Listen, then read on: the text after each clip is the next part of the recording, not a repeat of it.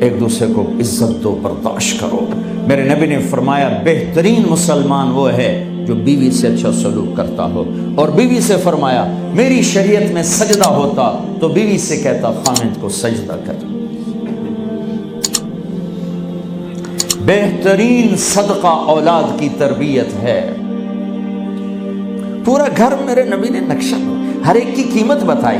ماں تیرے قدموں تلے جنت، کہ کاش میری ماں زندہ ہوتی، تم دیکھتے میں کیا کرتا، میں عشاء کی نماز کے مصلی پر ہوتا، میں سورۃ فاتحہ پڑھ رہا ہوتا، ادھر سے آواز آتی میری ماں کی محمد، تو میں نماز توڑ کے کہتا لبیک اماں جان۔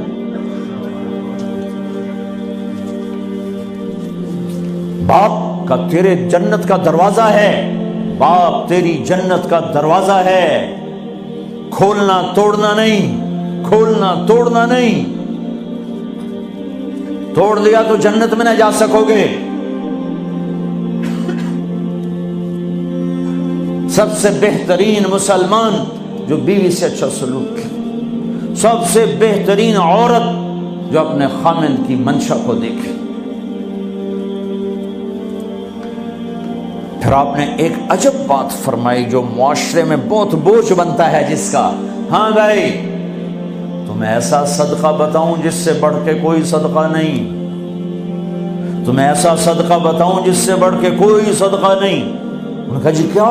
کہ الابنۃ المردودہ، جس کی بیٹی کو طلاق ہو گئی یا بیوہ ہو گئی اور گھر واپس آ گئی ماں باپ کے، یا ماں باپ نہیں ہے تو بھائی ہیں، وہ ایک بوجھ بنتی ہے ماں باپ پر بھی، اور بھائی تو ویسے ہی باغی ہو جاتے ہیں۔ میرے نبی نے فرمایا اس بچی پہ خرچ کرنا کائنات کا سب سے افضل صدقہ ہے۔ گھر، ایک گھر کیسے چلتا ہے؟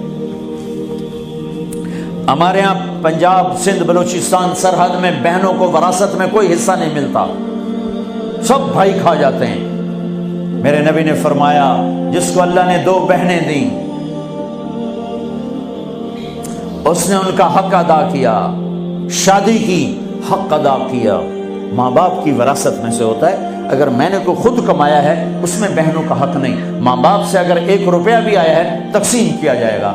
جس نے بہنوں کا حق ادا کیا، شادی کی حق ادا کیا، اس پہ جنت واجب ہو گئی۔ جس کو اللہ نے 3 بیٹیاں دی، اس نے ان کی ڈولی اٹھائی، وہ جنت میں میرے ساتھ یوں ہوگا۔ ایک بولے، اگر 2 ہوں، کہ جس نے 2 بیٹیوں کی شادی کی وہ بھی ایسے ہوگا۔ اللہ بھلا کرے۔ ایک صحابی کا، کہ جس کی 1 ہو، کہ جس کی 1 ہے، اگر اس نے اس کو عزت سے رخصت کیا تو وہ بھی میرے ساتھ ایسے ہی ہوگا۔ پھر کئی بچیوں کو طلاق پڑی ہے کہ اس کو بیٹا نہیں ہوتا۔ یہاں آنے سے پہلے کا واقعہ، پنڈی سے بچی رو رو برا حال اس کا، میں تو فون سنتا ہی نہیں ہوں ایسے کہ میرا تو کلیجہ پھٹ گیا ہے۔ ہے کہنے لگی کہ سسرال نے کہا تھا بیٹی ہوئی تو طلاق دے دیں۔ میں نے کہا اس میں میرا کیا قصور ہے، اور بیٹی ہی ہوئی اور مجھے طلاق پڑ گئی اور میں گھر آ گئی 22 سال کی عمر میں۔ بیٹی دینے والا اللہ اور ظلم کرنے والا سسرال۔ میرے نبی کو اللہ نے بیٹے دے کے اٹھا لیے، قاسم اٹھا لیے، عبداللہ اٹھا لیے، ابراہیم اٹھا لیے، 4 بیٹیاں دی، 3 زندگی میں اٹھا لی، زینب، ام کلثوم، رقیہ، تینوں آنکھوں کے سامنے چلی گئیں۔ فاطمہ سے نسل چلی، آپ نے فرمایا لوگوں کی نسل بیٹے سے چلتی ہے، میری نسل میری بیٹی فاطمہ سے چلی تھی۔ اس لعنت کو دھویا۔ عورت کا کیا قصور ہے اگر اس بیچاری کو بچیاں ہو رہی؟